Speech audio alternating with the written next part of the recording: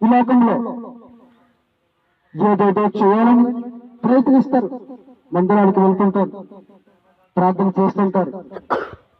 కానీ వారు చేసే ప్రార్థన మాత్రము హృదయపూర్వకంగా ప్రార్థన చేయరండి, పెద్దలతో చేస్తారు. దేవునికి స్తోత్రములు.